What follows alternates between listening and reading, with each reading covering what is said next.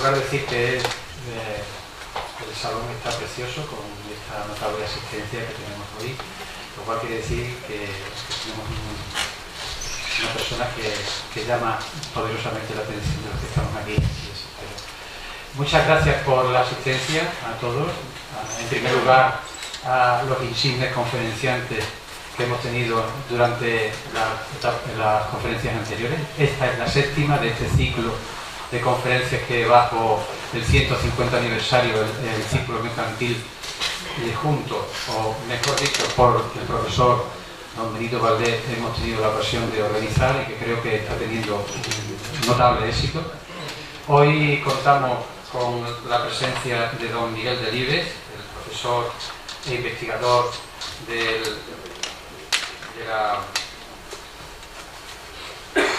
la Estación Biológica de Doñana, que nos va a hablar sobre el mundo animal ante el cambio climático. Sabemos que este ciclo versa sobre el cambio climático y todas las conferencias, digamos, que han tenido como eje central ese título. Yo no voy a extenderme mucho, reitero a mis compañeros de junta que están aquí, a los consortes, a los amigos, a los socios, socias y a los insignes conferenciantes, su visita y su asistencia a esta conferencia, y espero que vamos a disfrutar de una conferencia fantástica.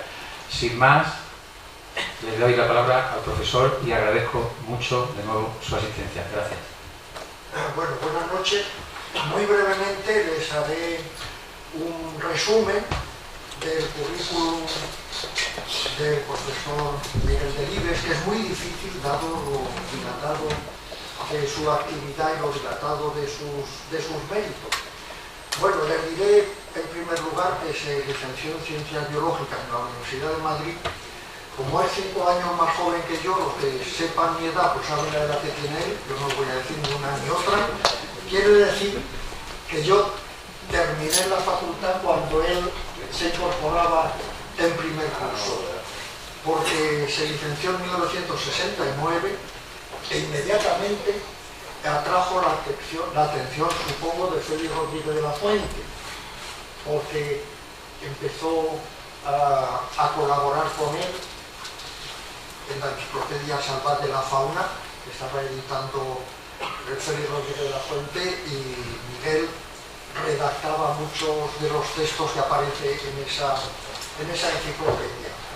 Y se trasladó al Parque Nacional de Doñana para desarrollar su tesis doctoral sobre la ecología del lince ibérico, materia en la cual es la primera autoridad. No hay otra persona que conozca el lince ibérico como Miguel Delibes.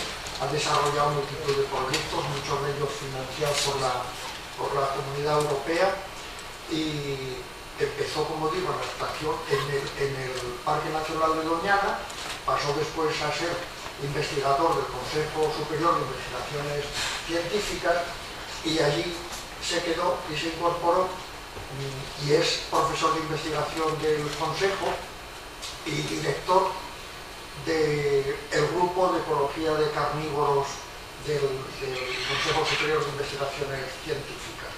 Del Consejo, además de profesor de investigación, como digo, pues fue director de la Estación Biológica de Doñana entre 1988 y 1996. Lo he anotado por si acaso. Y ha trabajado en ecología y en zoología en general, no solo en España, sino en Argentina y México. Así que es autor de centenares de publicaciones sobre zoología y ecología, publicaciones científicas que han ido apareciendo en revistas científicas de las mejores calificaciones en los listados de índice de impacto, pero además es un gran divulgador, porque escribe muy bien. Yo creo que lo ha heredado de su padre. De hecho, por lo menos 3 de sus libros de divulgación que se leen estupendamente. El primero fue La naturaleza en peligro, que se publicó en Barcelona en 2005, según tengo anotado.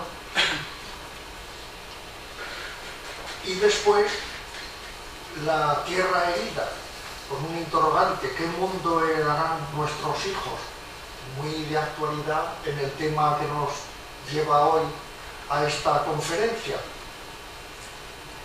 Y se establece a modo de diálogo, porque lo escribió con su padre, y es una serie de preguntas que se van contestando padre e hijo. Es un libro interesantísimo, que también se publicó en 2005, creo que por lo menos tiene una reimpresión, que yo sepa, por lo menos una reimpresión debe tener más, porque es un libro que ha tenido mucha aceptación. Y otro libro muy interesante, Pequeño mamífero. Pequeño mamífero en realidad se refiere al cachorro humano, y son 3 libros de divulgación de lo que él ha producido, sumamente interesante. Él es miembro de la Unión Internacional para la Conservación de la Naturaleza, ha sido asesor en la Cumbre de Río, que hemos repetido aquí varias veces, la que se celebró en 1992, y fue fundador y es actual presidente de la Sociedad Española para la Conservación y Estudio de los Mamíferos. Entre los premios que podemos hacer destacar se encuentra el Premio Nacional Félix Rodríguez de la Fuente a la Conservación de la Naturaleza, que le fue concedido en 2001, el Premio Nacional de Investigación Alejandro Malaspina, de 2005, el Premio Jaime I a la Protección del Medio Ambiente, que le fue concedido un poquito antes, quizá un par de años antes, y también me gustaría mencionar, porque se lo concedió una de las academias que componen el instituto, el Premio San Francisco de Asís de la Academia de Ciencias Sociales y de Medio Ambiente.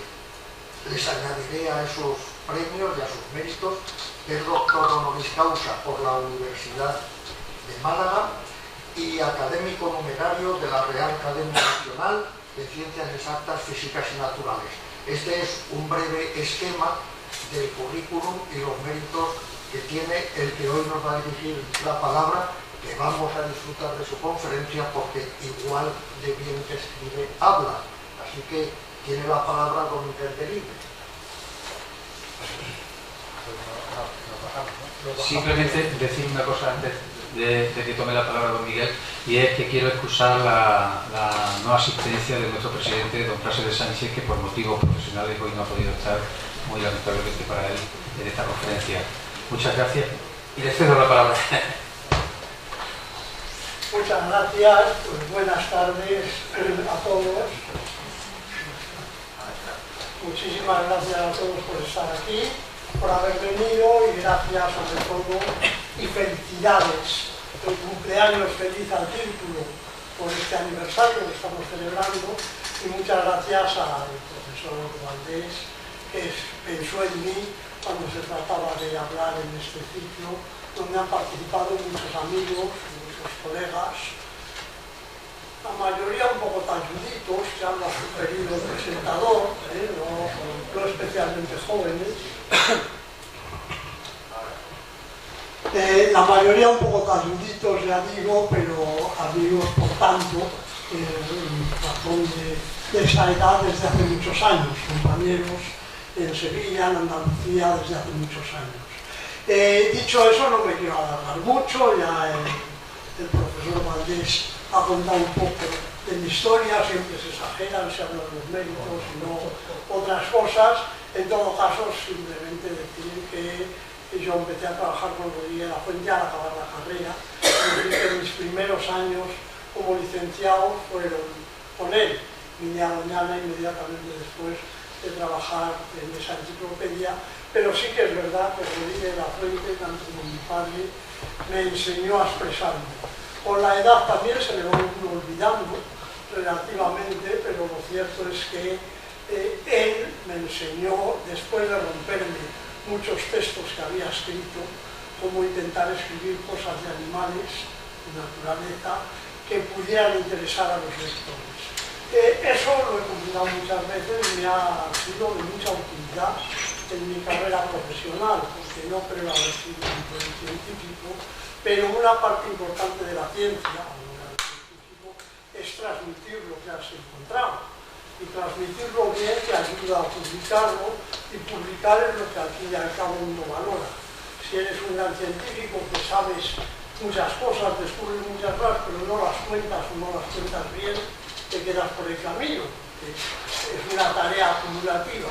Tiene que ser que otros hagan suyo lo que tú has descubierto. Si se muere contigo, pues no sirve para nada. En ese sentido, expresar, comunicar bien, creo que es importante. Dicho eso, el profesor Benito Valdés y amigo, hace mucho tiempo, como digo, me encargó que hablara de los animales de cambio climático. Me dijo incluso, piensa un título, y no le pensé mucho. Lo que tú me has dicho, los animales están... Bueno, pusimos lo del mundo para darle un poco más de charm, pero sería la fauna ante el cambio climático o el mundo animal ante el cambio climático. Esto se me ha ido para atrás y ha pasado la última a ser la segunda, con lo cual tenemos algún problema. Sí, está yendo al revés. Entonces vamos a tener que moverlo un poco.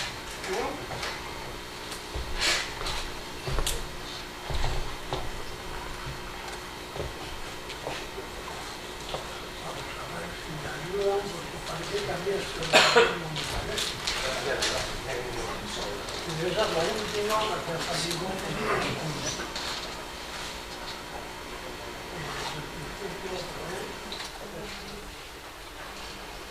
vamos a dar aquí, ahora sale la última otra vez.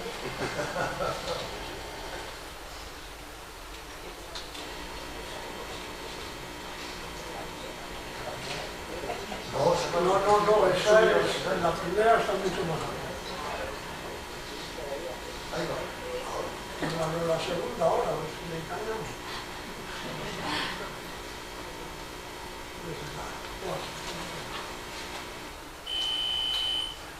Esa es la segunda.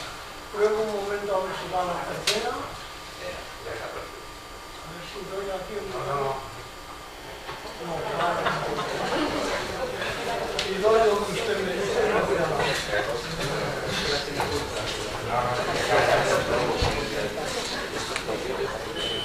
Aquí.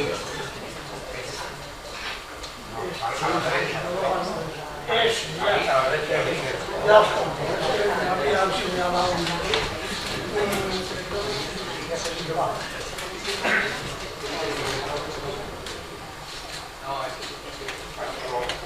Bueno, volvemos. Tenemos algún problema técnico, debe ser por tanta diapositiva. Bien, en cualquier caso, antes de empezar con los animales, y mencionando algo que contó el profesor Emilio Galán aquí en su conferencia, quería contarles una historia que me gusta contar a la gente que no sabe mucho de estas cosas y generalmente a la que no se cree eso de que la actividad humana tenga que ver con el cambio climático, con el actual calentamiento global.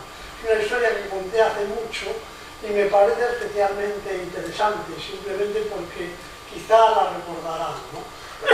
El profesor Emilio Galán nos contó que podemos vivir en la Tierra gracias a que hay un efecto invernadero.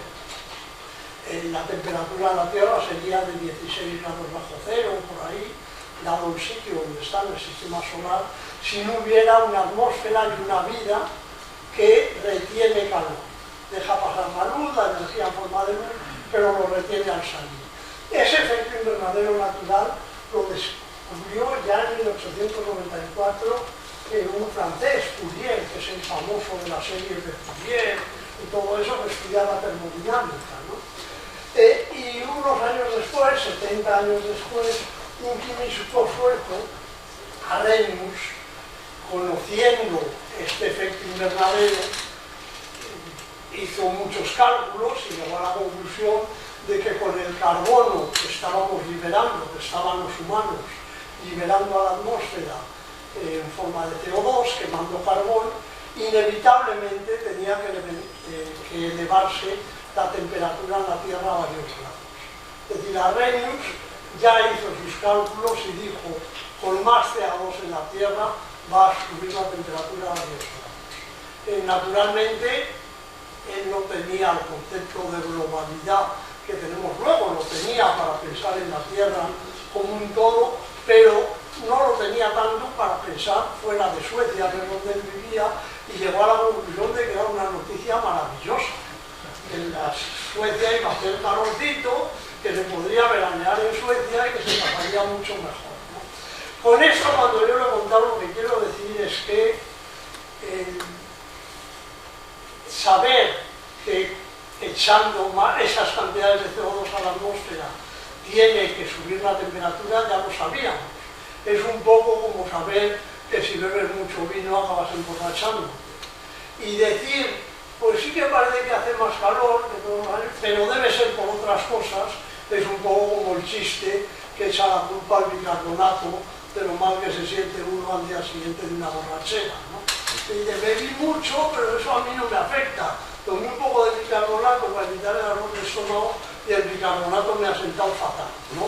Bueno, ese chiste es lo que ocurre también con el cambio climático. Se calienta, pero no tiene nada que ver con lo que nosotros hemos hecho. Bueno, hace un siglo y 20 años, hace 121 años, 122 años, que Svante Arrhenius ya había dicho que esto iba a pasar, ¿no? Dicho eso, sí que pasamos a sabemos. Muchas gracias. Sabemos, sí, sabemos que el mundo se calienta, que cada año en promedio hace más calor, y podemos preguntarnos qué puede hacer la fauna en un mundo cada vez más caliente. Y hemos de decir que una primera y amplia respuesta parece de sentido común. Y algunos científicos, por lo menos los físicos, consideran que lo que tiene mucho que ver con el sentido común es muy poco científico. Es decir, el sentido común que nos dice que el Sol se mueve y la Tierra está quieta. No hay más que verlo. Por eso es poco científico, ¿no? El sentido común nos engaña. Sin embargo, en este caso, de qué hacer cuando el mundo se calienta, pues la verdad es que la fauna podemos prever o predecir que va a hacer más o menos lo que haríamos nosotros.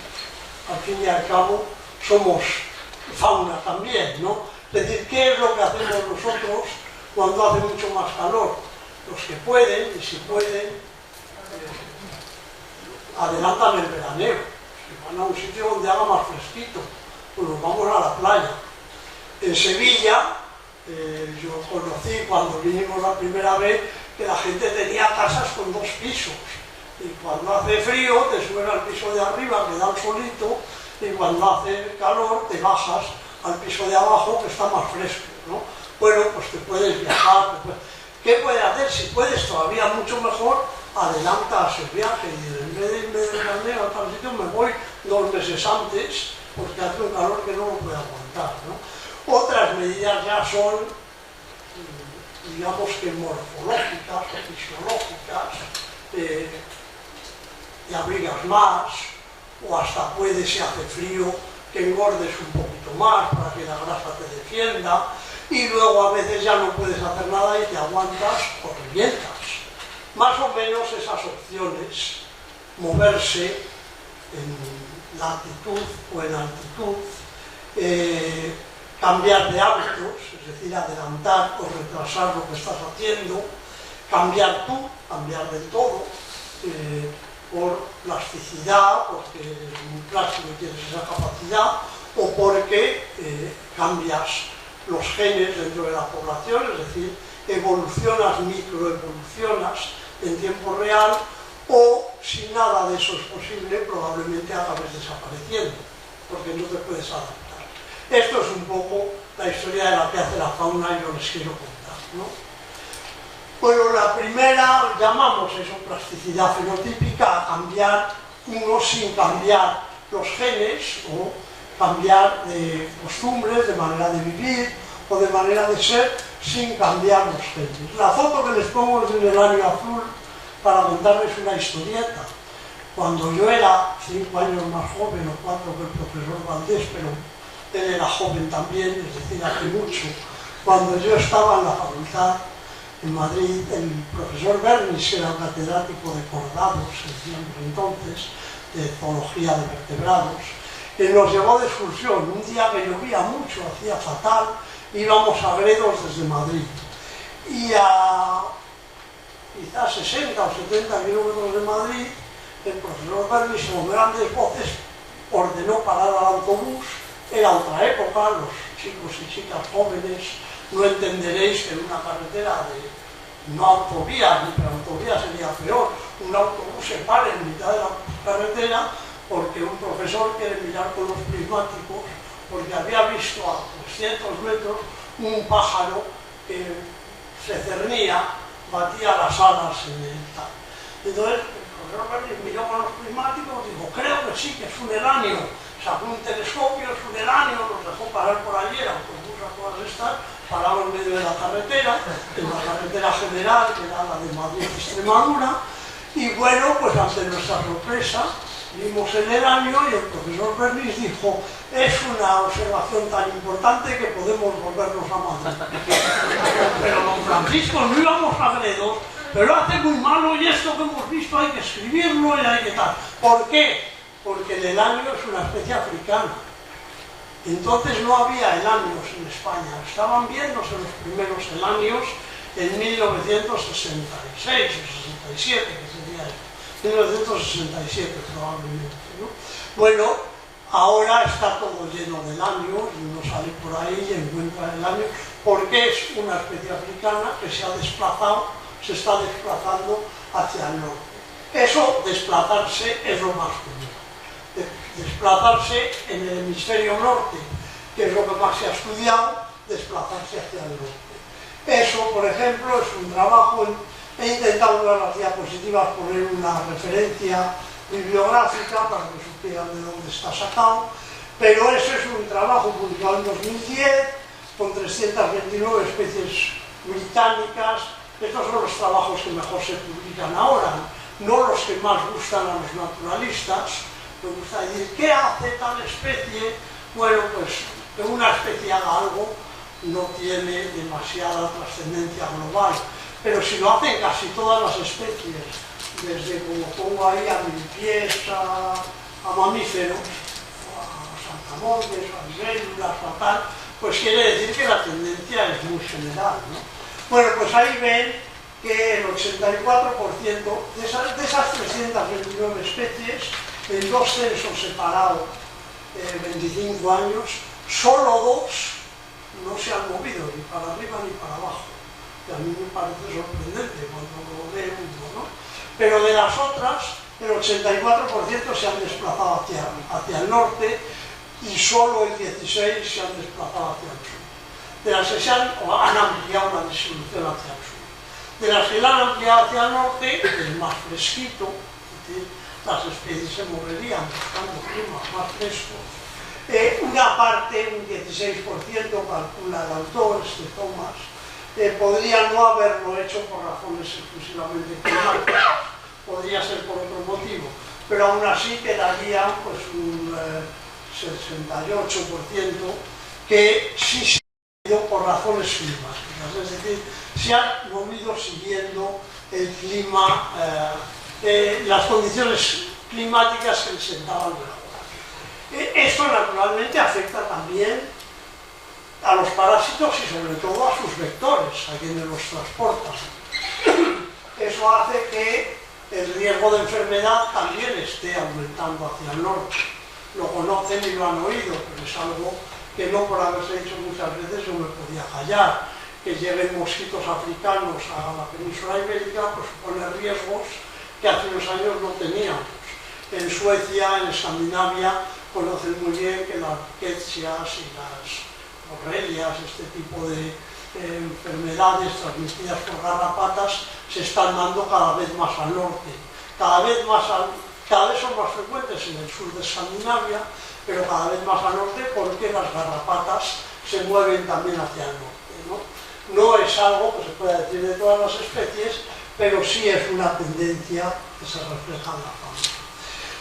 Esto naturalmente no pasa solo en la Tierra, de hecho en Tierra puede estar más disimulado porque en las condiciones meteorológicas ambientales influye pues, la distancia al mar, que suaviza la temperatura, o influye la altitud, entonces las montañas pueden tergiversar un poco la tendencia general que se está viendo.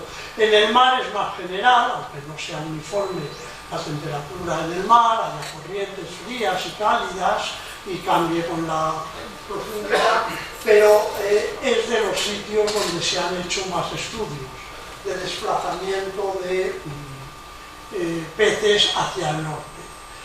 Un ejemplo que les traigo ahí, pues desde hace muy poco tiempo, y explica cómo las especies típicas del Mar del Norte y todavía más del Mar Báltico, los famosos arenques noruegos y todas estas cosas, están escaseando, cada vez se pescan menos. Sin embargo, han aparecido los boquerones y las sardinas, que eran más bien mediterráneos circuntropicales, eran más bien subtropicales. De hecho, el título de este artículo de Montero Serra y otros se llama Subtropicalización del mar, de los mares septentrionales, algo así, ¿no? Y da el ejemplo de la sardina, pero da bastantes otros de especies. Hace pocos veranos salió en el periódico que en Irlanda habían pescado un pez ballesta, algunos les conocerán, que saca la espina dorsal y se queda muy rígida arriba y tiene otro nombre, se llama balistes en latín, pero le llaman de otra manera, no me acuerdo. Bueno, pues salía en el periódico porque era rarísimo. El pez ballesta es circuntropical también, pero cuando empiezan a pescar en la costa de Irlanda se quedan perplejos de que aquel pez ronde por allí, ¿no? Bueno, ese proceso se está acelerando, va cada vez más deprisa, pero aún así no va tan deprisa como el clima, como la temperatura. No hablemos del clima, que es otra cosa, cualquier climatólogo me lo echaría en cara. No va tan deprisa como la temperatura. Ahí les pongo entre comillas que la temperatura ha viajado 249 kilómetros hacia el norte en 18 años, en 20 años. En Europa. Estos son las temperaturas medias en un montón de sitios y más o menos es esto. Quiere decir que, pues quizá en línea recta sea eso, pues en Cáceres, solventando que Cáceres está un poco más alto, pues la temperatura en el 2008 sería más parecida a la de Sevilla en el 90 que a la de Cáceres en el 90, más o menos, ¿no? Es decir, que va subiendo 250 kilómetros cada 20 años hacia el norte. Las especies intentan seguir, los animales, ese patrón, pero no van tan deprisa, no pueden hacerlo. Se genera lo que llaman, no he olvidado la última comilla, una deuda climática. Es decir, que van por detrás, tienen una deuda respecto a la temperatura para estar en su lugar ideal. Ahí ven que las comunidades de aves, en este otro artículo de 2012, donde también han participado españoles, y cuenta con 12 o 14.000 muestras de aves en distintos lugares, pues han avanzado, digamos, en promedio 37 kilómetros en estos 20 años, y las de mariposas unos 113 kilómetros. Es decir, se quedan muy por detrás de lo que cambia la temperatura.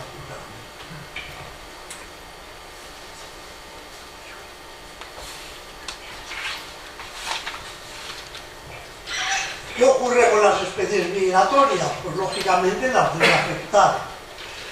Las especies migratorias básicamente viajan porque en los lugares de reproducción no encuentran las condiciones idóneas para vivir en la época de no reproducción.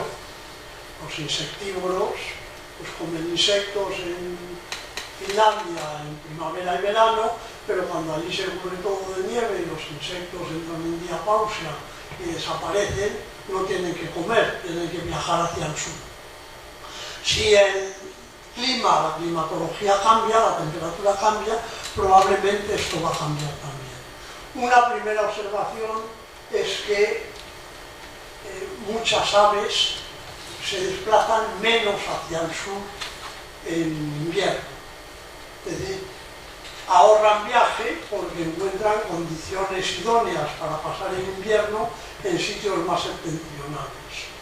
La fotografía que les pongo, que les pueden parecer unos ánsares de los que hay aquí en la marisma, durante el invierno no son ánsares comunes como los de aquí, son ánsares campestres. Los ánsares campestres que criaban en Islandia pasaban el invierno en Castilla, en las lagunas de la Nava, en Palencia, de Villafáfica, en Zamora, y cada vez venían menos. Y en España nos empezamos a preocupar que no vienen los ánsares campestres, los gansos son los que iban a tierra de garbanzos, y había un dicho, se contaba un cuento que se contaba a los niños: ¿de dónde vienes, ganso? De tierra de garbanzos, decía el ganso, ¿no? Porque iba a comer a los garbanzales y molestaba a los que cultivaban garbanzos, lógicamente, ¿no? Bueno, pues el ganso garbancero, que le llamaba el profesor de Isabel Agurave, cada vez venía menos, hasta que ya, pero decían, no, pues en Islandia están criando cada vez más gansos. Bueno, se quedaban en Gran Bretaña. No encontraron en Gran Bretaña condiciones idóneas para pasar el invierno y ahorraban viaje, con lo cual ahorraban energía que podían dedicar a otras cosas. Ahorraban tiempo también, podían volver antes a sus lugares de cría, y esto de alguna forma puede tener repercusiones a largo plazo. Quiere decir evolutiva, cambiar genéticamente a la población, porque la reproducción es diferencial del que viaja menos y el que viaja más.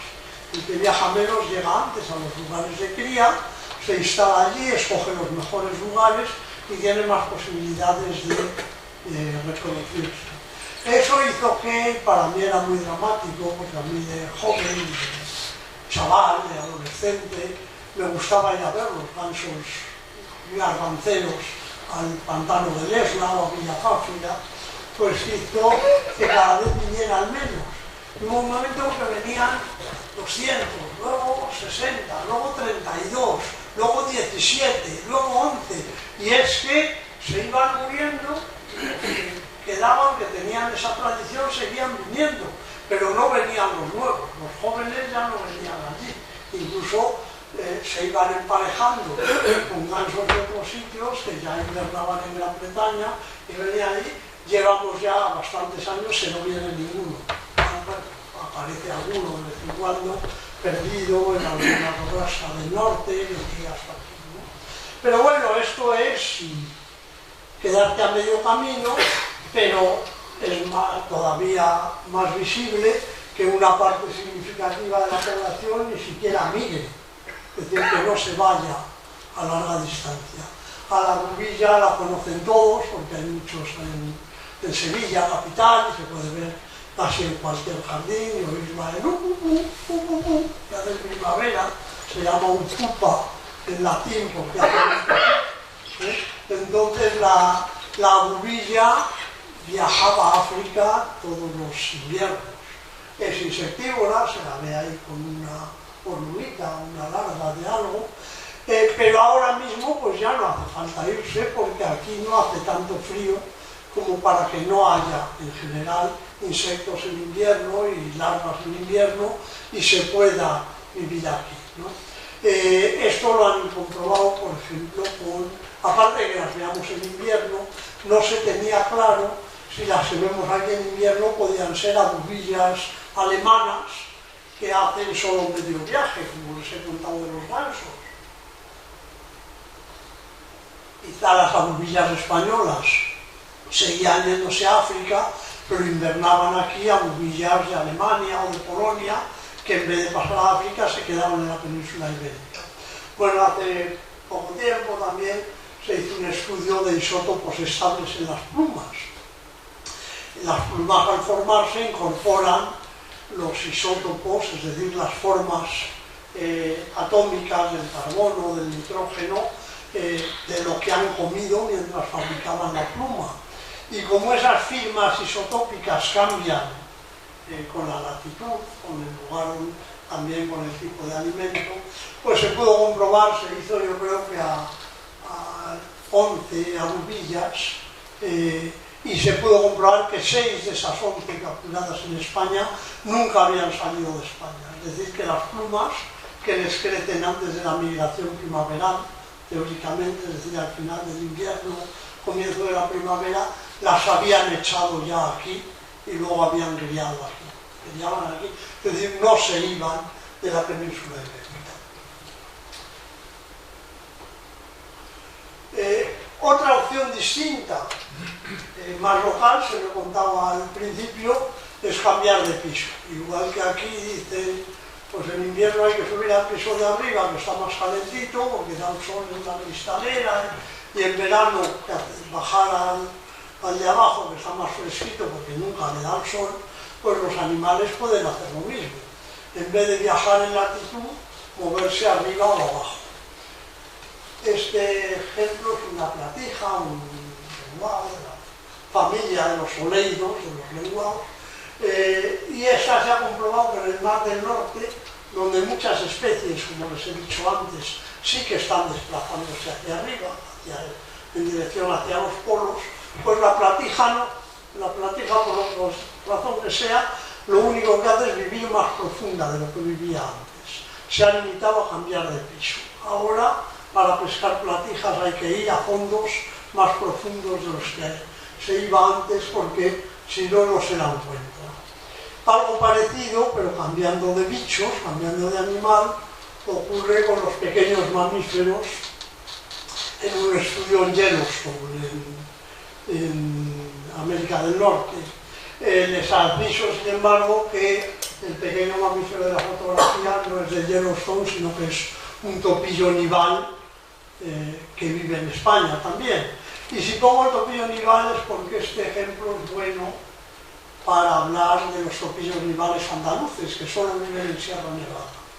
El topillo nival es una especie nival, como dice su palabra, su nombre, cría básicamente debajo de la nieve durante la primavera, donde se acumula mucha nieve, porque debajo de la nieve hace muy bueno. Tiene allí comida, tiene alimento y tiene condiciones climáticas idóneas, y sobre todo no se lo come nadie, no hay lechuzas, ni hay aguiluchos, ni hay cernícaros que se lo puedan comer. Cuando hay poco nieve, el topillo nival lo pasa mal, no porque no tenga que comer, no porque le disguste vivir sin nieve, sino porque lo ven mejor, lo cazan y se lo comen, ¿no? Bueno, pues el topillo nival solo se sabía que existía hasta Gredos, en la península ibérica. Y en los años 70 del siglo pasado se descubrió en Sierra Nevada. Y entonces, cuando éramos jóvenes y naturalistas entusiastas, fue un bombazo. Hay topillos nivales en Sierra Nevada. Y bueno, si no les acabamos los naturalistas, poco faltó, porque todos queríamos ir a capturar un topillo nival y verlo, ¿no? Bueno, pues el topillo nival cada vez es más difícil de encontrar en Sierra Nevada. Seguramente está subiendo hacia arriba también.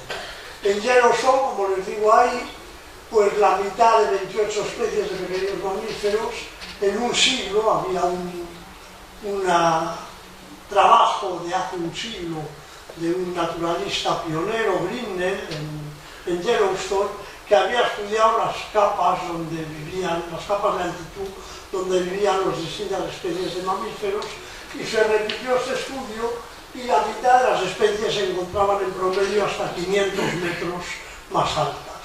Es decir, que en este siglo se va calentando Yellowstone y las especies también tienden a subir hacia arriba. Esto realmente tiene un riesgo más inmediato que moverse en latitud, porque el polo al fin y al cabo está bastante lejos, ¿no? Pero sin embargo en las montañas, en algunas, la cumbre estará lejos, pero en otras no tanto. En Sierra Nevada los topillos nivales se descubrieron por encima de 2.700 metros, me parece. Si están ascendiendo no les queda mucho para ascender y quedarse sin sitio. Es decir, tiene esa connotación dramática de cuando la montaña se te acaba ya no tienes dónde ir, ¿no? Es decir, que el destino local ahí es la extinción. Bueno, en la mayoría de los casos la tendencia, como les he venido diciendo hasta aquí, o sea que esto repite un poco lo dicho, es de acuerdo con la esperada.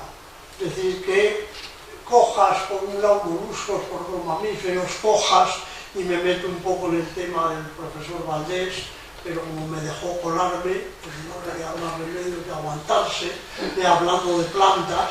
En estudios que incluyen tanto animales como plantas, la inmensa mayoría responden a lo esperado. Es decir, las especies se mueven hacia donde hace más fresco. Hay muchos menos estudios en el hemisferio sur, pero también ahí tienden a moverse hacia el sur, donde hace más frío, y en el hemisferio sur más en altitud que en latitud. Los pocos estudios que hay suben más en las montañas, más que desplazarse hacia el sur, probablemente porque la dispersión es más complicada. Es decir, porque hay especies con hábitats muy especializados, por ejemplo en la ceja de selva en los Andes, y ahí es más fácil moverse hacia arriba que intentar desplazarse hacia el sur, ¿no? Ahora eso son los patrones, lo que vemos. Es mucho más difícil explicar por qué ocurre, qué procesos lo justifican, por qué los animales se mueven. En nuestro caso sería más fácil decir, A, porque tengo tiempo, B, porque tengo dinero, y C, porque sé que en la playa hace mejor, me voy, ¿no? Pero los animales se mueven de otra manera, tienen que tener otros mecanismos causales para explicar esos patrones que vemos. Eso es más difícil de responder, aunque algo ya lo hemos sugerido en la migración. Si unos pocos deciden quedarse, no tienen tanto espíritu viajero como nosotros y se quedan a mitad de camino, salen ganando en tiempo y en energía, y probablemente disminuye su riesgo de mortalidad. Viajar es estresante, volar cientos de kilómetros diarios es estresante, puedes no encontrar las condiciones que quieras cuando llegues, puedes no tener comida suficiente, gastas grasa acumulada. Entonces, si te ahorras eso, tienes alguna ventaja. Es probable que si te ahorras eso, empieces a criar un poquito mejor, como he dicho antes, que los que no se lo ahorran. Llegas antes al lugar de cría, escoges el lugar donde criar, pero en otros casos no tiene al menos por qué ser así. Les contaré algunos que se han estudiado. Este pez es de la familia de los blenios, de los blénidos. Algunos le llaman pez sapo, viven en la costa pegados a las rocas, casi como si anduvieran con las aletas estas delanteras. Se llama Zoarces vivípara, y este sí que se ha demostrado por experimentos en laboratorio que está muy limitado por su capacidad para captar y distribuir, es decir, en la respiración y la circulación, el oxígeno.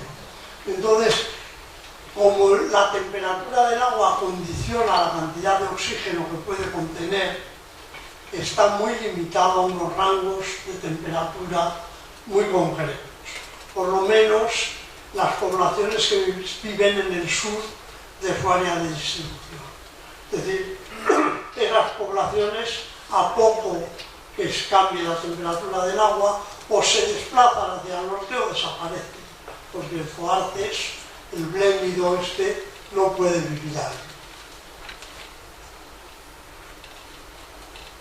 También tiene que ver con el oxígeno, que en este caso es un poco más complicado el proceso, la explicación de por qué se hacen más raros los peces en el lago Tanganica, que está en el centro de África, en la costa del Rif, ¿no? Durante muchos años se ha estado achacando, cada vez eran peces más pequeños y menos, que se debía a la sobrepesca, y parece que no había razones para desmentirlo. Pero un estudio de estos señores, publicado hace un año y medio, pues ha demostrado que la rarificación empezó mucho antes de que hubiera sobrepesca. Empezó más o menos hace un siglo. Ya han estado estudiando qué estaba pasando en el lago Tanganica. Lo que han encontrado con muchos análisis de polen, de sedimentos, de moluscos en los sedimentos, es que lo que ha ocurrido es que a lo largo del último siglo, de un siglo, han ido haciéndose raros todos los moluscos, los artrópodos, los tal, y al mismo tiempo que se hacían raras las algas también. ¿Qué es lo que ocurre ahí, al parecer? Es que al haber más calor, al ser más caliente el agua, el oxígeno penetra muy poco en la columna de agua. Entonces, la luz está arriba, pero ahí hay muy poco oxígeno, y el oxígeno y los nutrientes están en el fondo, donde apenas llega la luz. Entonces no llega a haber condiciones para que se reproduzcan las algas, y con ello hay menos moluscos, hay menos artrópodos y también hay menos peces. Es decir, que una elevación de la temperatura relativamente menor en la superficie del lago limita el oxígeno que tiene la columna de agua y hace que la productividad del lago sea mucho más pequeña. En otras ocasiones, parece que el motivo inmediato, es decir, la causa, es falta de comida. En el caso de los bacalaos, que migran hacia el norte, en el mar del norte también, lo que parece es que falta plancton para las larvas en las primeras etapas de desarrollo. Entonces los bacalaos que ponen sus huevos, se reproducen más al sur, no tienen éxito reproductor, porque las larvas no tienen comida o tienen muy poco éxito reproductor. Eso hace que la población como conjunto se vaya desplazando hacia el norte, va abandonando las zonas meridionales y poco a poco se va moviendo hacia el norte, donde encuentran más alimento las larvas de este pescado, ¿no? Bueno, les decía que estos son cambios en el lugar donde vivir, hacia arriba o hacia abajo, a dónde ir. En el caso de las cigüeñas, como saben que cada vez hay más en invierno, entonces la cigüeña llegaba por San Blas, y hasta San Blas no veía uno, la cigüeña no verás, ¿no? O verás, por San Blas la cigüeña verás, y ahora la estamos viendo todo el año. Pero la estamos viendo todo el año aquí y en Valladolid, que hace un frío horroroso. Cuando yo voy en Navidad, las cigüeñas en los campanarios, ¿no? Bueno, las cigüeñas ya no migran, pero ese cambio en la migración les ha permitido llevar un cambio, cambiar también en lo que llamamos fenología. La fenología que llamamos son los patrones temporales de actividad. Es decir, la fenología de un insecto indica cuándo empieza la actividad, cuando sale de la diapausia, cuando sale de la pupa, cuando la larva se metamorfosea en adulto, cuando el adulto pone huevos. Eso ocurre, es mucho más fácil explicarlo con las plantas, pero de nuevo es meterme en terreno ajeno, ¿no? En coto vedado. Pero bueno, es más fácil con las plantas, cuando se caen las hojas, cuando salen las flores, cuando maduran los frutos. Eso es la fenología de las plantas o la fenología de los animales. En el caso de las cigüeñas, como no se llegan a ir, han adelantado mucho el periodo de reproducción. ¿Sí? Se reproducen mucho antes. Esto lo digo de las cigüeñas, pero hay muchas especies que se empiezan a reproducirse antes. Adelantan el periodo de reproducción. Es una respuesta también a los adelantos en las condiciones ambientales generales, ¿no? Eso, como pongo ahí, es un arma de doble filo. Generalmente a la pareja de cigüeñas que empieza a reproducir antes, escoge el mejor sitio antes, tiene los pollitos antes y le va bien, pero puede que le vaya mal. Se lo juega a que el clima está mejorando y de pronto llega Emma, como estos días, y los pollitos se mueren, o los huevos se enfrían y se mueren. Es decir, este año no es bueno haber adelantado la reproducción para las cigüeñas del Valle del Guadalquivir, porque las condiciones son muy malas. Los pollitos mojados no tienen capacidad de regular su temperatura y se acaban muriendo, ¿no? Con eso les quiero decir que es un juego de riesgos. La tendencia del clima es a que aumente la temperatura. De hecho, casi cada año es un poco más caliente que los anteriores, o los 10 más calientes han sido los últimos 15, o cosas de estas, ¿no?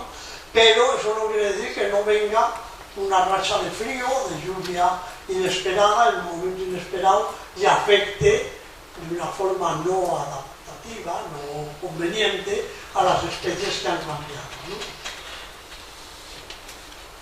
Bueno, por eso les digo aquí, y a ver si eso se los explicar, que los cambios pueden ser positivos.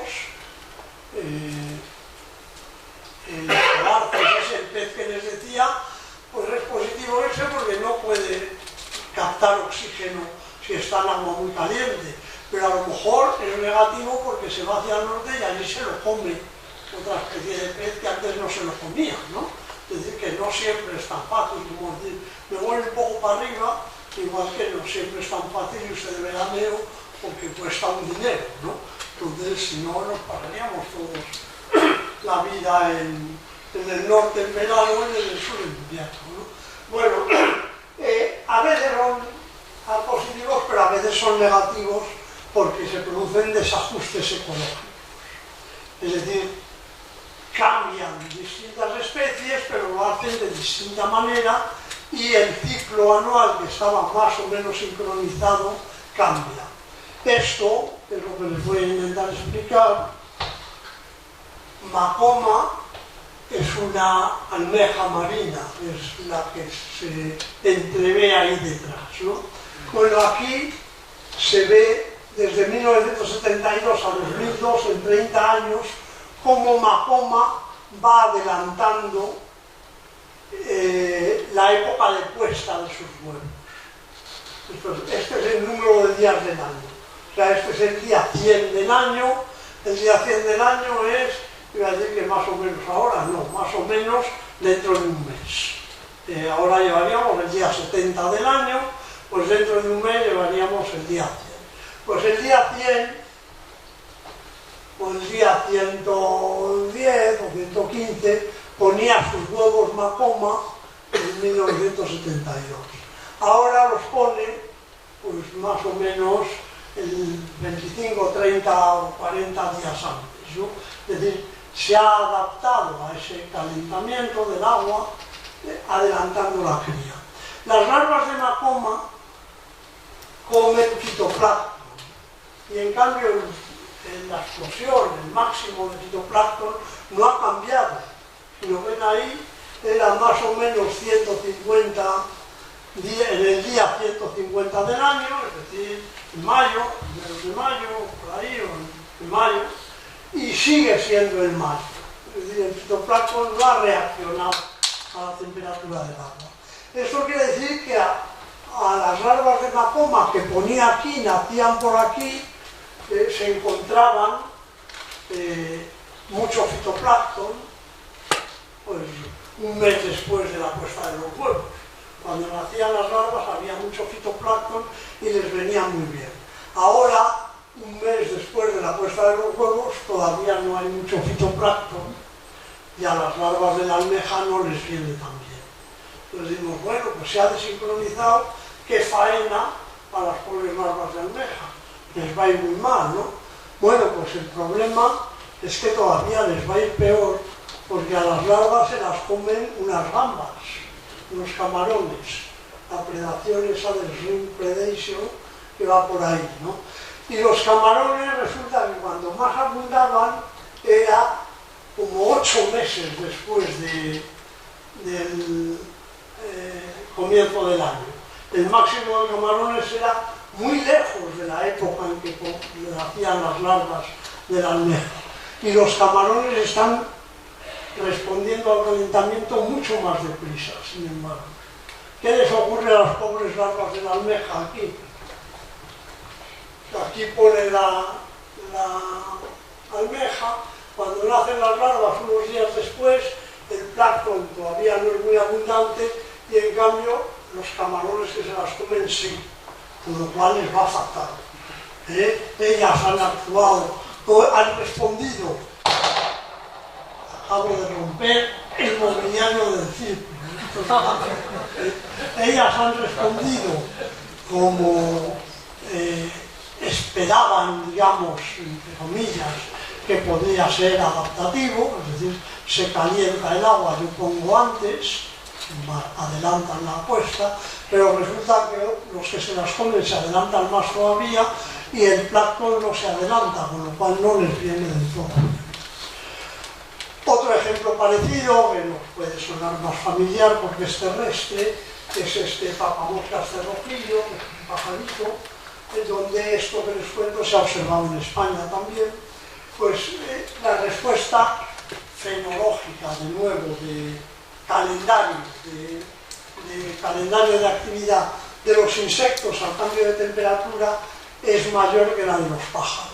En promedio, son solo promedios y no es ninguna especie que haga eso, algunas lo hacen, otras mucho más, otras mucho menos. Los insectos se adelantan unos 6 días, su fenología, por cada grado que aumenta la temperatura. Y los pájaros, en cambio, se adelantan solo 2 días por cada grado que aumenta la temperatura. Eso quiere decir que aumenta la temperatura en el momento, en la primavera, en la época en que crían los pájaros, ¿no? Eso quiere decir que cuando hay más orugas y más insectos, que es el alimento de los polluelos del papamoscas, todavía no han nacido los papamoscas. Los papamoscas nacen cuando ya ha pasado la época máxima de abundancia de insectos. Y eso hace que los tamaños de pollada de los papamoscas cada vez sean más pequeños. Siguen poniendo 5 huevos como antes, o 6 huevos, pero solo sacan adelante 1 o 2 pollitos porque no pueden alimentar a todos, ¿no? Bueno, a eso se atribuye que en Holanda hasta el 90% del tamaño de la población haya decaído en solo 20 años, el papamoscas cerrojillo, ¿no?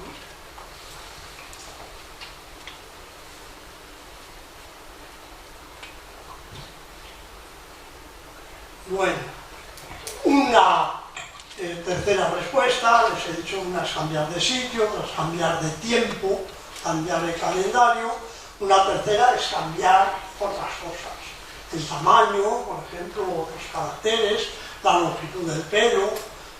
No conozco, pero seguramente hay estudios ya, no los he buscado, que muestran que la densidad de pelos tiende a ser más pequeña con la elevación de temperatura. Es decir, otras cosas que también podemos esperar. Es decir, al empezar, pues igual que nosotros nos vestimos menos o nos desvestimos más. Si hace calor, pues los animales pueden hacer lo mismo. Una de las respuestas más frecuentes es cambiar el tamaño.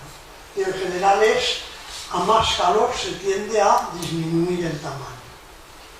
Y de alguna forma, un cuerpo grande demanda mucha energía, pero es interesante para conservar el calor cuando hace frío. Si no hace tanto frío, quizá no sea interesante ser tan grande y tener que conseguir mucha energía para mantenerte. En el caso de los ungulados, por ejemplo, la digestión, que es muy compleja, saben que es una digestión microbiana, lo hacen todos los microbios, produce mucho calor. Entonces hay que expulsar ese calor y se hace mejor con un cuerpo pequeño. Con mayor temperatura, un cuerpo grande pone dificultades, límites metabólicos al tamaño de los ungulados que se tienden a hacer más pequeños. Estas ovejas viven en Escocia, en Santa Kilda, en una isla, y son un modelo para comportamiento reproductivo y adaptación que llevan muchos años trabajándose. Se ha estudiado mucho la fenología, el tamaño de camada, el peso y tal. Bueno, ese artículo de hace unos años, pocos años, muestra que las ovejas son cada vez más pequeñas. Y los autores dicen no es evolutivo. Es decir, cada corderito es en promedio casi un 10% más pequeño que su madre al nacer. Es decir, que cada corderito es unos cientos de gramos más pequeño en promedio de lo que era la generación de sus madres. Luego recuperan un poco, crecen un poquito más, pero siguen siendo más pequeños, ¿no? Es decir, que probablemente en un mundo caliente ser pequeño tenga ventajas. Eso no quiere decir que no pueda ocurrir lo contrario, sobre todo en zonas septentrionales, con más calor hay más alimento, y con más alimento hay la posibilidad de crecer más. En las nutrias escandinavas, por ejemplo, se ha demostrado que la tendencia es a que aumente la temperatura. Las nutrias viven en su límite metabólico porque pasan mucho tiempo en el agua, pero no tienen la capa de grasa que tienen las focas o los cetáceos, ¿no? Entonces se enfrían mucho, necesitan comer un 10 o un 15% de su propio peso cada día solo para producir el calor para mantenerse. Si hay pocos peces, hace mucho frío, mucho tiempo helado, casi helado, los peces son también menos abundantes, menos comunes, a la nutria le interesa ser pequeña. Pero si hay una ventana de oportunidad para ser grande y competir con éxito con otras, puede interesar crecer. En ese sentido, se justifica que las nutrias que más crecen en Escandinavia sean los machos. Es un poco la selección sexual hace que los machos más grandes tengan más probabilidades de reproducirse y los machos son los que se arriesgan a tener que comer más, pero como hace bueno tampoco parece muy complicado, ¿no? Voy acercándome a las fases finales, pero les decía que otra posibilidad es evolucionar, cambiar de una forma que dure y se perdure en tus descendientes. Una forma no exactamente así son los cambios epigenéticos, que llamamos. Saben que la epigenética está muy de moda y lo estudiábamos en mi juventud, no existía en mi juventud, se refiere a cambios en la manifestación, en la expresión de los genes. Es decir, no cambian los genes, no cambia el ADN, lo que sí que cambia es, motivado por el ambiente, se encienden o no esos genes, se ponen en funcionamiento o no, ¿no? Eso hace que algunas veces se haya dicho que la mar tenía un poco de razón, es decir, que las condiciones ambientales pueden hacer que unos genes no se activen y entonces cambien rasgos morfológicos o fisiológicos o de otro tipo directamente como respuesta al ambiente, ¿no? Esto se ha comprobado en un estudio muy reciente del año pasado, del 17, con lubinas. Se había comprobado antes con otros peces, incluso peces de vida muy larga, una raya muy grande que vive hasta 170 años. Se ha demostrado que tiene hijos cada vez más pequeñitos, casi la mitad de peso cuando llegan a adultos. Y son cambios epigenéticos, parece. No serían cambios genéticos. Si he puesto el ejemplo de la lubina es porque se ha investigado, se ha realizado el estudio en el Instituto de Ciencias del Mar, en Barcelona, entonces nos es más cercano, ¿no? En la lubina, pequeños cambios en la temperatura del agua afectan a la metilación del ADN que hace que ese ADN se active o no. Es decir, afectan a las lubinas modificando su tamaño y otros rasgos. En este caso concreto han probado que subiendo un grado la temperatura del agua, la lubina se hace más pequeña por cambios epigenéticos. Lo que habíamos dicho antes, que los tamaños tienden a disminuir, en este caso concreto, pues se sabría por qué. Cada vez es más evidente, sin embargo, que muchos de los cambios pueden tener o van a tener un reflejo en el acervo genético de las poblaciones. Es decir, van a tener una potencial trascendencia evolutiva, ¿no? Se lo he explicado antes un poco con la migración, pero es más o menos lo mismo. Es decir, si tienen distinto éxito reproductor la fracción de la población que hace una cosa de la que hace la contraria, pues unos tenderán a dominar sobre los otros, ¿no? Esto ya se ha probado, este estudio es más antiguo, tiene 11 años, y se ha probado que en mosquitos bastan 5 años para encontrar diferencias genéticas muy significativas en las poblaciones. Es decir, que en 5 años ya cambian. Pero en ardillas arborícolas, esta Amiasciurus se llama, que es una ardilla de Norteamérica, ardilla de los árboles, en 10 años se aprecian ya diferencias, no tan grandes como los mosquitos, no hay una segregación, pero sí hay una tendencia a la segregación. En 10 años se aprecia que son distintas genéticamente y están teniendo más éxito las ardillas que comienzan su actividad en primavera antes que las otras, y la composición genética de la población está variando. En los pájaros, en carboneros, que es un pálido, un pájaro pequeñito, amarillo, con la cabeza negra, en los carboneros en 30 años han apreciado diferencias, pero solo afectan a la fracción de la población que está colonizando áreas más septentrionales. Estas cambian, pero el resto no.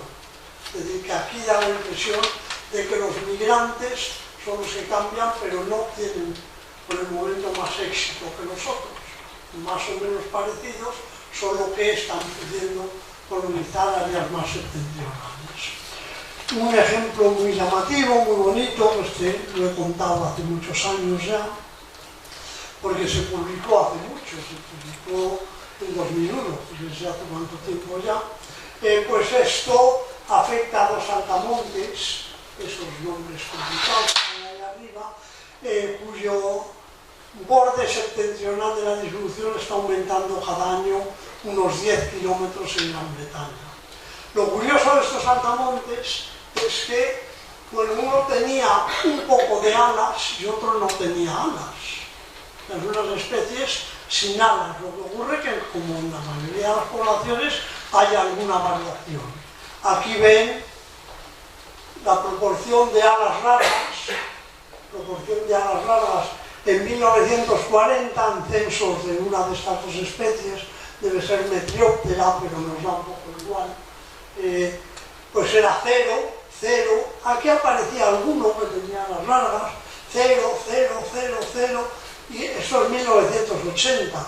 A partir de 1990 empiezan a aparecer cada vez más poblaciones y alguna donde todos los saltamontes son de alas largas. Este saltamontes se ha transformado en aquel. Alas, unos son extra largas, que es aquel de abajo, y otros son largas solo, que es el de arriba, ¿no? A los dos les ha pasado lo mismo. Debía ser rentable desde el punto de vista biológico, desde el punto de vista darwiniano, digamos, no fabricar alas si estás tan contento criando y comiendo en tus prados y tal.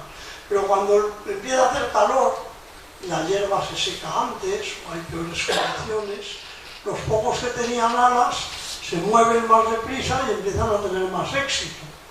Y en un momento determinado, que es muy repentinamente, entre 1990 y 2000, uno ve que les ocurre a las dos especies, más todavía a la de arriba, porque en la de arriba siempre hubo más ejemplares que tenían alas largas, entonces había más base sobre la que seleccionar a sus descendientes. Toda la población acababa teniendo alas largas, es decir, toda la población evolucionaba. Bueno, ya sí que voy acabando, creo. Se me olvida alguna que no sabía que tenía. Algún caso que hay que contar porque no queda más remedio. Se sabe un poco de la historia, pero hay que contar que algunas especies lo tienen más complicado. En el caso de las tortugas, la subida del nivel del mar hace que pierdan playas donde reproducirse.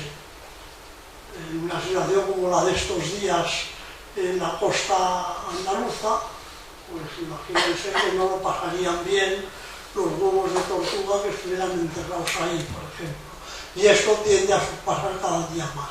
Pero hay otra cosa todavía más curiosa y más interesante y un tinte dramático. En las tortugas y también en otros reptiles, el sexo no está determinado genotípicamente, está determinado ambientalmente. Quiere decir que cuando la temperatura en la arena donde se incuban los huevos es típicamente superior a 29 grados, nacen hembras. Y cuando es inferior a 29 grados, nacen machos. ¿Qué quiere decir eso?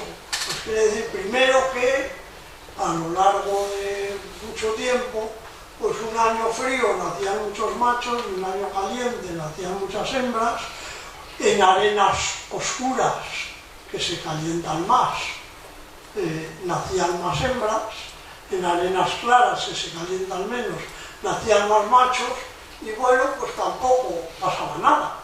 Así se iba tirando. Era un mecanismo como otro de regulación del sexo que tendía a parear las proporciones de unos tendidos a otros. Lo que está ocurriendo ahora es que se pierden machos. En un estudio con caleta, ese que les pongo ahí, que es la tortuga boba, que es la que con más frecuencia aparece en nuestras playas, en Cabo Verde, el 78% de las tortugas que nacen en playas de arena blanca son hembras ahora.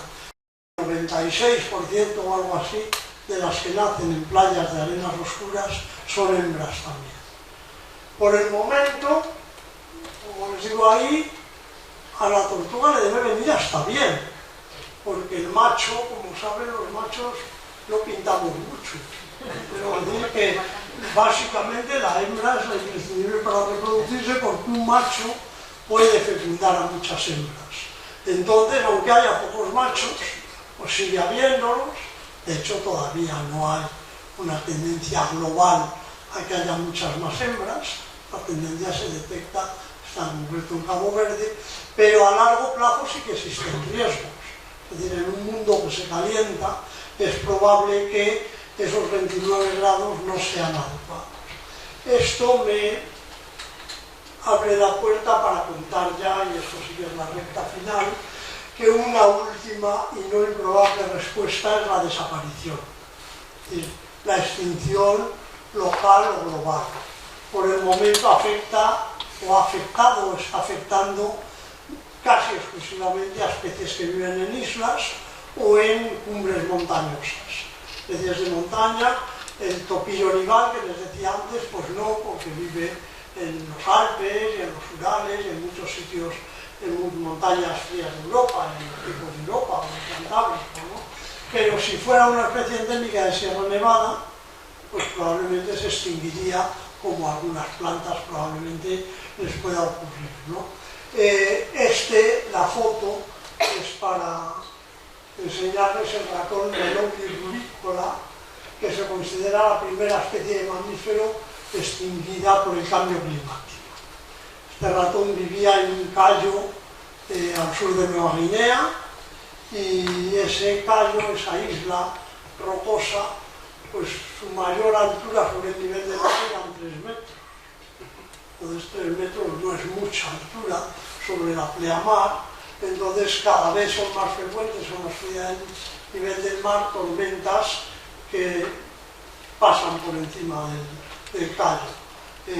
Hace 50 años calculaban que había 700 y pico ratones, ya había pocos, ya estaban disminuyendo, y así fueron bajando. Hace 20 años o 15 años decían que había 12, y este informe es de 2016, donde le han dado por oficialmente por extinguido.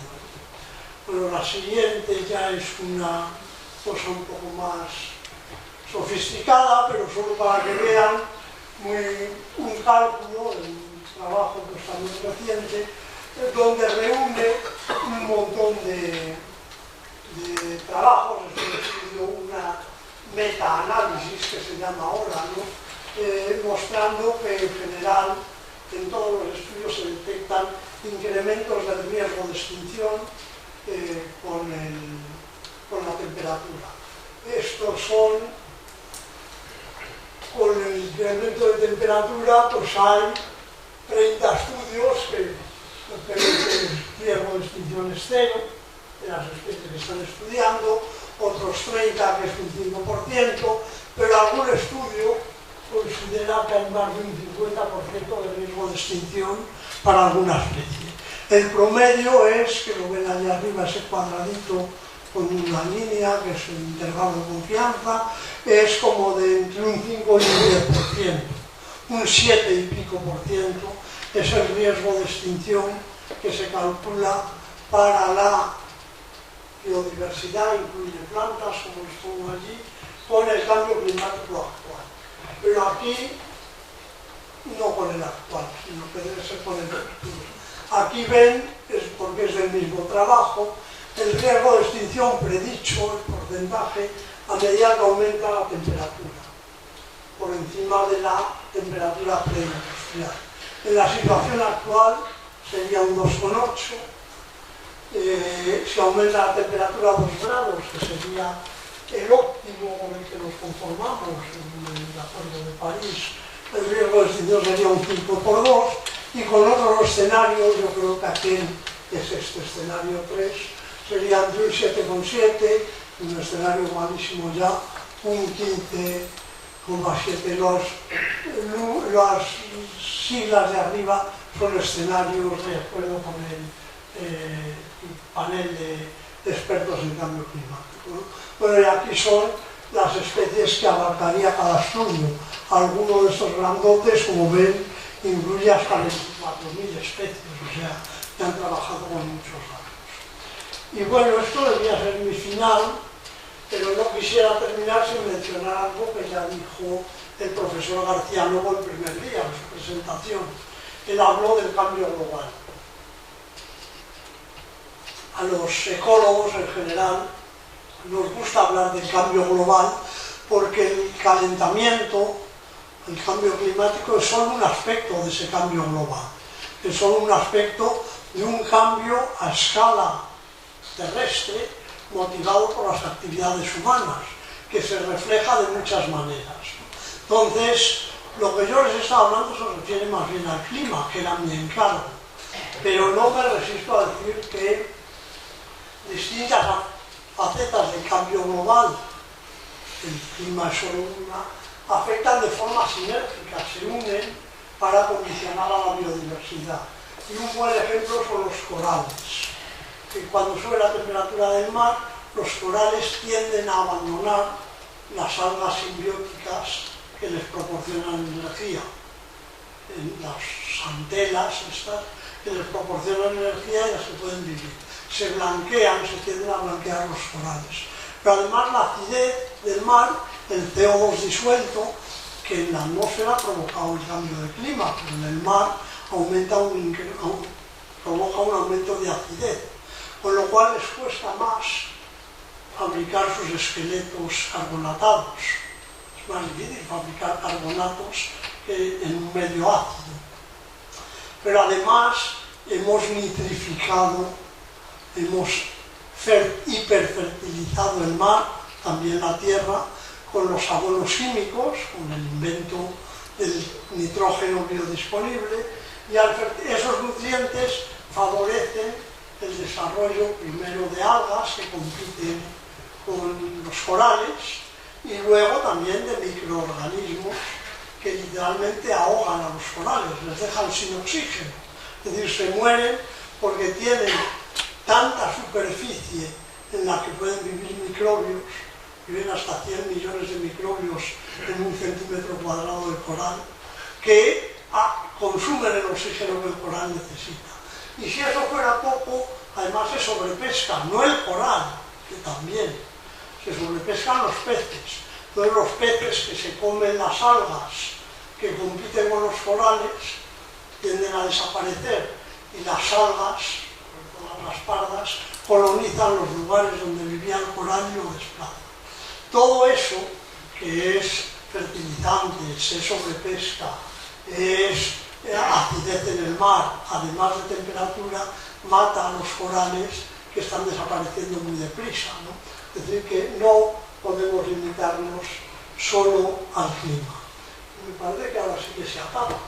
Ya acabo con una foto, la última, que es un emblema del cambio climático, es un icono del cambio climático, porque representa a dónde ir si tu mundo se hunde.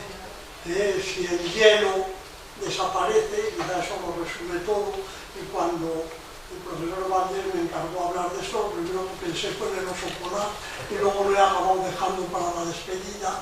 Pues bueno, esta foto sale de estas campañas ecologistas que parece el oso agarrado al último hielo, ¿no? Cuando esto se deshaga y se hunda, ¿a dónde vamos? Nada más, muchas gracias.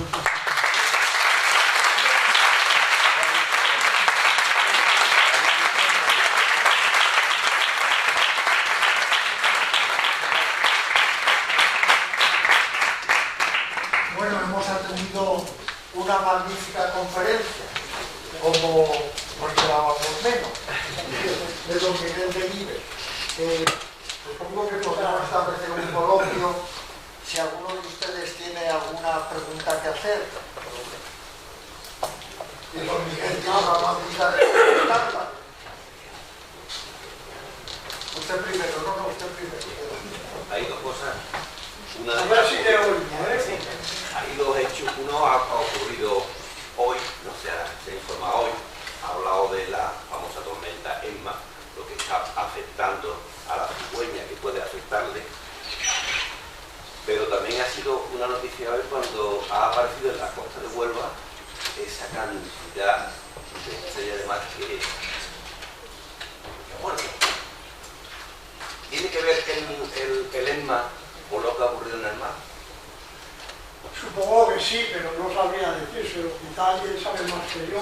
Yo lo primero que he pensado cuando he visto las estrellas de mar es de dónde han salido y cómo ha ocurrido esto. Imagino que sí, que el mar las ha arrastrado, el mar de fondo las ha arrastrado. Lo que yo no sabía es que frente a Punta Umbría podría haber tantísimas estrellas de mar.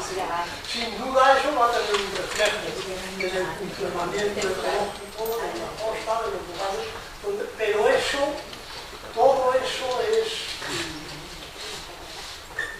y no me atrevo a decir, la influencia que puedan tener el CO2 en la atmósfera con la intensidad de los fenómenos meteorológicos. Probablemente la tiene. Pero perturbaciones así no son anormales y tampoco preocupantes en la naturaleza, en la conservación, porque se compensa con otra en sentido contrario. Otro año no habrá ninguna borrasca y aumentarán las estrellas de mar. El problema es cuando la tendencia es continuada, como está ocurriendo con el clima.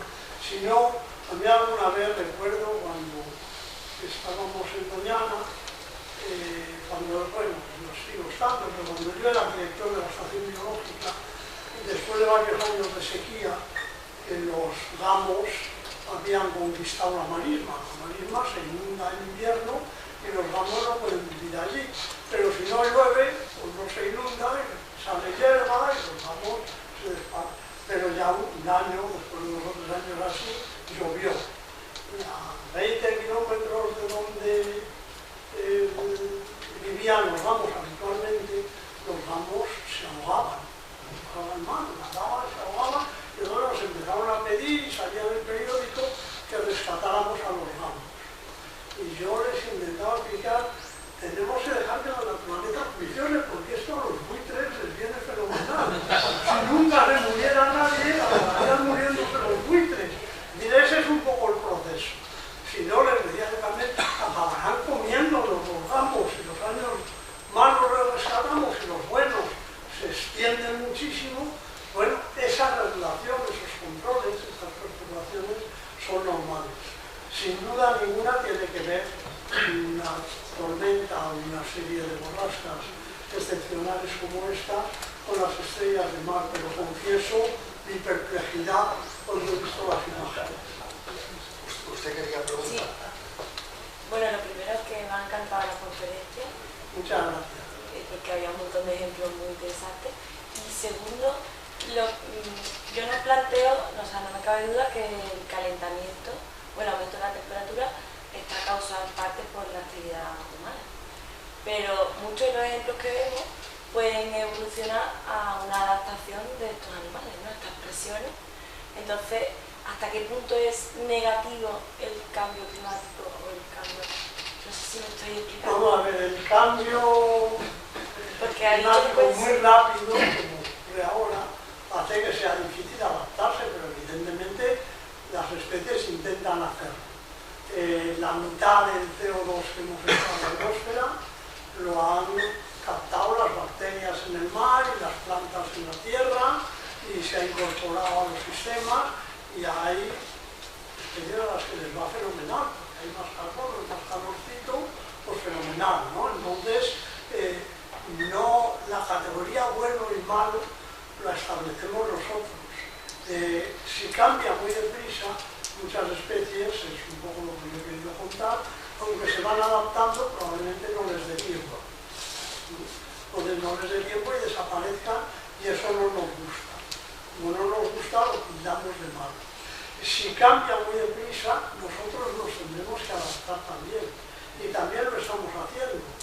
Yo suelo contar mi sorpresa, no por ignorancia, el profesor Valdés me va a echar de aquí inmediatamente con el cinturón. Yo iba con bicicleta por aquí, saliendo hacia la Marisma hace unos años, y veía un maizal, y me gustaba el maizal, y así me gusta ver cómo cambia el campo y lo que sale. Y de pronto un día me quedé mejor y dije, si no es maíz, si parece maíz, pero no es maíz, era sorgo. Yo creí que era maíz y no era maíz. Bueno, pues ya un día estaba un tipo regando el sorgo y paré mi bicicleta para ponerme a hablar con él, ¿no? Y me contó que no sabe usted lo que es esto. Entonces ya lo sabía, y que iba bastante bien, pero él me explicó que es que ya no hay agua muchos años para regar el maíz, y que hacía 5 años que plantaban sorgo. Ya me contó una historia, que el maíz necesita 5 riegos, que el sorgo 3, que el precio al que se ha puesto el agua, porque cada vez hay menos, y a mí me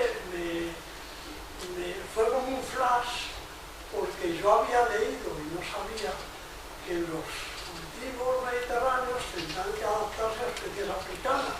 El sorgo, como él dijo, es más bien africano, ¿no? O sea, ya estaba ocurriendo y yo no lo sabía, ¿no? Entonces nos adaptamos también, pero probablemente no suficientemente deprisa, ¿no? Entonces, que la Tierra se caliente 2 grados por medio, y ya vamos cerca del 1 respecto al de hace siglo y medio, consideran los expertos, y yo no soy experto climatólogo, que sería muy negativo, pero tolerable. Si nos pasamos de los grados, y parece que nos vamos a pasar, que las catástrofes podrían ser ya muy importantes. ¿Usted quería preguntar? Bueno, quería dar la enhorabuena, habla con la misma claridad que escribió su padre. Muchas gracias. Bien. Yo tengo libros compartidos de los dos. No, lo que quería considerar que las especies termófilas, sean vegetales o animales, sacarán algún partidillo de esto, ¿no?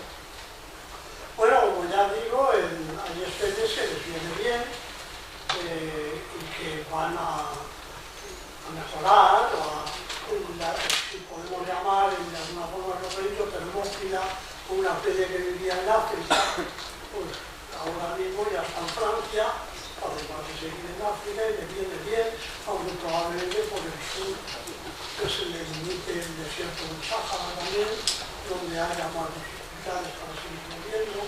Pero efectivamente, por ejemplo, cuando he hablado de la mesa de cultivos y hablaba de insectos, pues tanto en Europa como en América, en muchas poblaciones de moscas del vinagre, silvestres, de moscas de la fruta, no del vinagre, se ha comprobado ya que los genotipos, el acervo genético de las poblaciones centroeuropeas es ahora similar al de las mediterráneas. Entonces quiere decir que a la población de mosca de la fruta de sitio cálido le ha venido muy bien. Tiene mucho más sitio, le está teniendo mucho éxito. En cambio, al sitio frío, pues le viene peor porque le desplaza la termófila. Todo esto más especies son poblaciones dentro de la misma especie. Pero vamos, la organización no. En el caso de, estaba pensando en el caso de las codornices, por ejemplo, quizá quizá las menos frioleras les venga mejor, son las que se quedan en la Marisma, en Badajoz, en Badajoz, no necesitan ir a África, entonces crían mejor luego. Les gustaba mucho los granocitos y se venían yendo a África. Es tan complicado como todo, pero evidentemente la tendencia es que Eso, Miguel, tenemos una pregunta más, pero a propósito de eso, porque no solo las codornices, sino las pequeñas, porque a mí siempre me ha hecho pensar qué ocurre con las dietas, es decir, las de vuelven se quedan, pero cómo se recuperan las zonas húmedas donde no hay... las cigüeñas les ha venido fenomenal los basureros. Luego, otro elemento en la ecuación esta de cambio global que hemos mencionado, que mencionó Gardiano, es bueno, yo he hablado de hiperfertilización, pero también es la liberación de enorme cantidad de comida para especies antropófilas. Entonces eso les ha venido muy bien, los cangrejos americanos también, en fin, hay muchísimas cigüeñas en Madrid que pueden ir en los yo, por supuesto, también le felicito por la conferencia, ha sido muy interesante. Y no me resisto a preguntarle por cómo le ha afectado al lince el cambio climático, cómo se está adaptando a la subida de temperatura. Es un tema que daría para hablar porque yo creo que los conservacionistas somos más bien conservadores. Entonces, yo denuncio todo esto, digo que se van al norte y tal, pero cuando un inglés dijo hace poco tiempo, tenemos que capturar todos los linces ibéricos y traerlos a Inglaterra, porque dentro de 20 años no van a poder vivir en España y Portugal, pues el grito del cielo. Es decir, que luego la medida súper decidida no nos gusta, ¿no? Por el momento no hemos notado realmente la gente demasiado, pero ya hemos publicado algunas cosas sobre eso.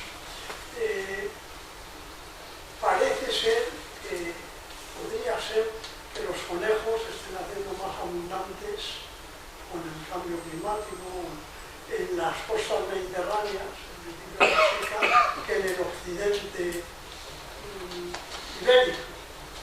Incluso son dos subespecies de conejos que los expertos dicen que podrían ser casi dos especies distintas, que a la subespecie occidental le estuviera viniendo peor, que haya muchas lluvias en determinado momento, una cierta subtropicalización, más lluvias en el periodo de lluvias y periodos de secos más cálidos y más largos, ¿no? Y en cambio en el Mediterráneo pues llueve en otoño, hay unas pocas frías que le estén viniendo mejor. Entonces, parece que la abundancia de conejos y la distribución de linces se están descasando, se están divorciando, digamos, ¿no? Parece que los conejos van más hacia un sitio donde los linces no están, cuando hace 30 años donde más conejos había era por ahí. Eso podría ser pero realmente son matices y es difícil de decir, ¿no? En todo caso, sí que hay esa propuesta en un artículo científico formal referente a 3 o 4 especies muy amenazadas que incluía el lince y que proponía llevárselas 1500 kilómetros o 2000 hacia el norte para garantizar la supervivencia. ¿Otra pregunta? No, esa es la pregunta. Yo me quería felicitarle por la conferencia, soy biólogo y la he encontrado muy interesante. Mi pregunta también iba un poco por la del lince, así que bueno, cambié un poco el tema y quería preguntarle si cree que la sensibilización por parte de los ciudadanos está siendo positiva y si la acción contra el cambio climático está encontrando una respuesta en las políticas públicas aquí en nuestro país. Bueno, ahí no hay más que contestar que sí y no. Es decir, que haya más sensibilización es positivo, que haya acuerdos internacionales es positivo, pero luego la magnitud de esos acuerdos y el cumplimiento de esos acuerdos es negativo. Es decir, que estamos se contó aquí también en una conferencia, donde esto, pues muy lejos del escenario donde nos gustaría estar para intentar que no suba más de 2 grados la temperatura, ¿no? Y cuanto más tiempo pase, más difícil será. Es decir, que hay un progreso en la sensibilización y en la respuesta internacional global, con frenados bruscos, como Estados Unidos, el mandato, pero no compensado, pero en alguna parte pues, un poco compensado, con que China e India son menos reacios que antes a limitar las emisiones, ¿no? Pero por otra parte, pues no hemos aprendido todavía a usar energía de otra manera eficientemente y de forma barata, y tampoco, pero dijo el profesor Galán, a captar, a recoger o a enterrar CO2 para que no tenga consecuencias grandes, ¿no? Así que vamos mejorando, trabajamos por hacerlo, pero todavía no. Bueno, la conferencia del profesor Delibes nos llevaría a preguntar montones de cosas. Quizás una última pregunta también usted, que es quien hizo la primera. Sí. Viendo esta fotografía,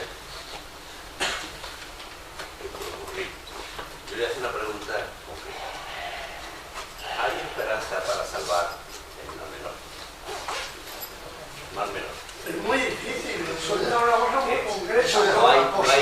No se lo sé decir, no se lo sé contestar. Realmente todas las asociaciones tienen muchos problemas, como esa en un sitio muy poblado, pero y cada vez que voy allí me preguntan y yo me cuido siempre de decir no opino sobre cuestiones locales porque ustedes saben más que yo y así me defiendo. Aquí no es cuestión local, pero casi. La verdad es que no lo sé. Pero ahí la influencia humana es terrible. Yo he visto la Barra sin un solo edificio, hace medio siglo. Sin un solo edificio. Aquello no tiene solución. ¿Alguna ya?